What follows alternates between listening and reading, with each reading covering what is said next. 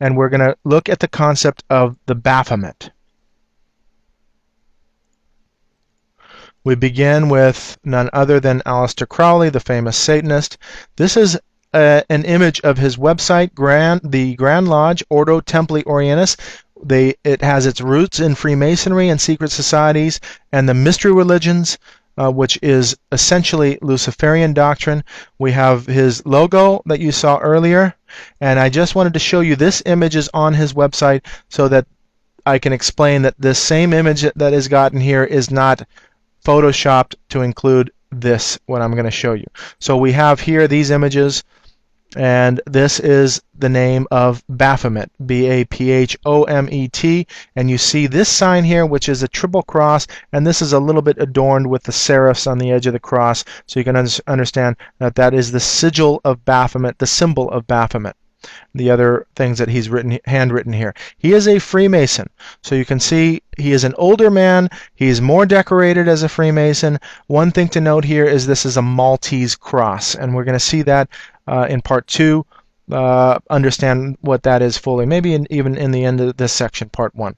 So I wanted to show you that this is a poster that was done by an occultist and Satanist, Madame Talbot. She was an actress.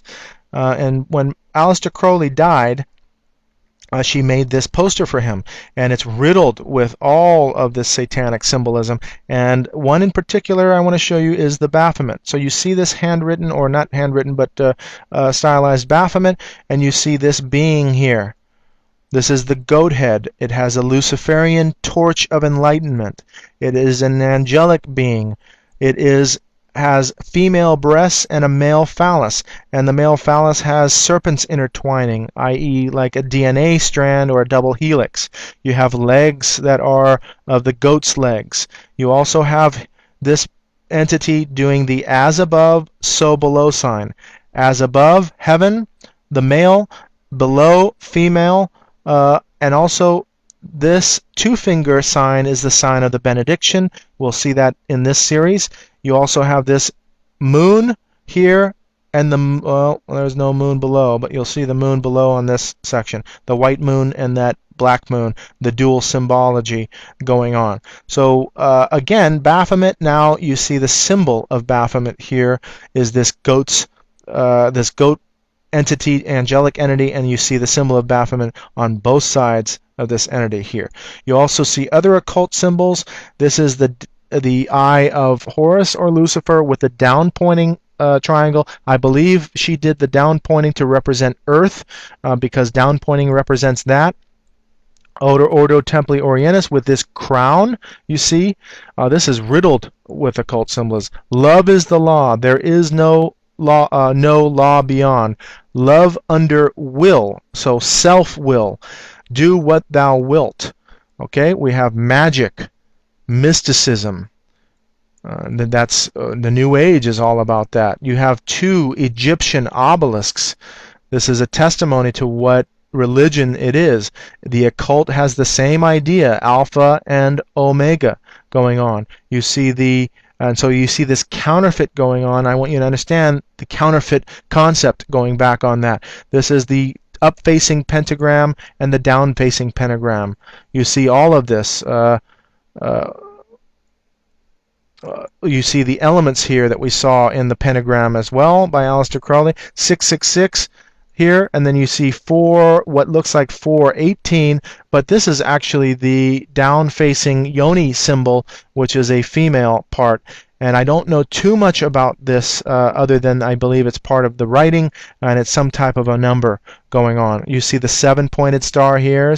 You see now this Masonic symbology that you see on tracing boards in Masonry. You see all of these occult astrological signs adorning this. And is there anything else in here that I can show you? No, I think that's it. So we're going on with this entity, which is a satanic entity. You see this used in extensively, and I'm sure you've seen it before relating to Satanism. This is Eliphas Levi. He was an occultist, and this is called also the Goat of Mendez, and you see there's that being there. Sovereign Grand Commanders of Freemasonry.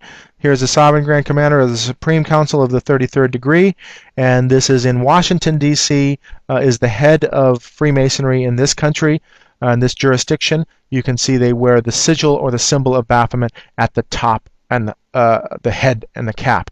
And you can see him. He is a 33rd degree Freemason. You see that with this illuminated triangle and this illumination, 33 degrees is that illumination. You also have this strange similarity and these counterfeits with Jesus starting his ministry at 30 and dying at the age of 33. Very interesting similarities, but they are fundamentally different because they were complete opposite of what you would imagine them to be. So you have the double-headed eagle and the emblem of the 33rd degree here. And so also you see all the symbols back there. He's sitting on a worshipful master's chair, and the emblem of the 33rd degree chair is behind him. And so that is one of those top Freemasons. And there are more degrees after the 33rd degree, these people that you don't even see in this, and there are here up to 99 degrees, just to inform you with that. I just can't believe, and just looking at this image, that people can actually dress up like this and put these emblems on. I mean, there is an underlying spiritual thing to this whole thing, that people would even adorn themselves in this manner and just look so proud. And I mean, just look at it with your own eyes. Now, moving on, this is Albert Pike. He is known as the Pope of Freemasonry. And you can see that he uses this non-adorned triple cross on his necklace. Albert Pike, Grand Commander. He is known as a Confederate general of the South. He is also involved with the KKK, and he is the only man that has ever been laid to rest. His tomb is actually within this Masonic building. This is the Washington, D.C. Lodge. It is 13 blocks from the White House. We'll see that later. But you can see the Egyptian sphinxes. You can see there's 33 columns around this building. And this is a replica of Haile Karnassus. This, I forget how to pronounce it, but it also includes this pyramid at the top without the cap. Within this building is the temple room, and you can see that this is a place of religion. And so here's the altar, and you see the worshipful master will sit in the east. And having a closer look at this temple room, on both sides of this are serpents, and those particular serpents are feathered serpents, and you can see the feather here on the edge. So they are in fact serpents, dragon serpents. And now you can see where the worshipful master sits. There is the sigil of Baphomet, and Baphomet is a representation of Satan and Lucifer, a demonic entity that way. Moving on to literature or correspondence of the Ordo Templi Orientis, and you can see this typed out, and Baphomet now with a handwritten symbol there. Ordo Baphometis. You can see the down-pointing cross as well in the center. Ordum Magic, Hermeticism, and Gnosticism, and those are all interrelated. We'll understand in the religious section in part 2 of where those originate from. Buzz Aldrin with the flag that apparently went to the moon, and this was at on the New Age magazine.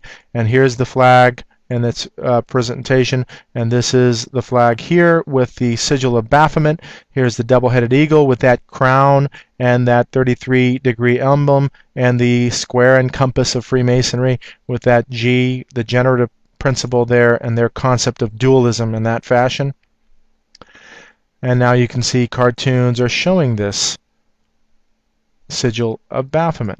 They wear this on the top of the cap. This is interracial. Doesn't matter anymore. It used to be that they would not accept other races. It's completely global and ubiquitous in this fashion. Now, this is a key because this is an example of how intelligence works. They throw in a smokescreen, and this is a perfect example of a smokescreen. They're saying, oh, these Freemasons, they're all worshiping Baphomet. Look at them. They're worshiping this weird goat head, Luciferian torch, and this goat's feet. They're all worshiping. So they're like, oh no, they're all worshiping. Oh my goodness, this is the Leotaxil hoax. And there they are on the inside. And this is an example how the smokescreen is laid. And even to this day, when I tell people, hey, this is a concept of Lucifer, and we're going to see the similarity between this Baphomet being an Eastern culture and one of those religions, one of the chief deities that they admire and worship there with regard to this androgyny and animal characteristics. So here's Knights Templar. This is I believe is an 18th degree initiation. So now you have a connection between Freemasonry and the Knights Templar. This guy, I think, is wearing a square, similar to they wear different adornments. And so there's an example that this was a clear hoax, just to throw the smokescreen out there that, oh, it's ridiculous that they're worshiping this type of creature. Now you can see here, this is a reference to Genesis 6, the sons of God or angelic beings coming on and intermingling with the daughters of men, or human beings. And Genesis 6, you can read all about that and this idea of angelic beings intermingling and having children, and they were called giants or Nephilim. In this case, now you have Jachin and Boaz, which is a reference to the Jewish temple, and I can assure you that these are just smokescreens as well. They admire that temple, and they admire Solomon in the Bible going into idolatry. That's what they worship rather than the true temple, and you'll see that in Freemasonry and the opposite way that they actually lay out their lodges opposite to the true temple. So you have now Mason, and looks like he's blindfolded. Here's the goat idea, the goat concept. Here's the eye to all free and accepted Masons. Now you can see here, these are essentially the pillars of Hercules, and you have the earth and the moon on there, and we'll see that counterfeit symbolism. This is a New Age emblem.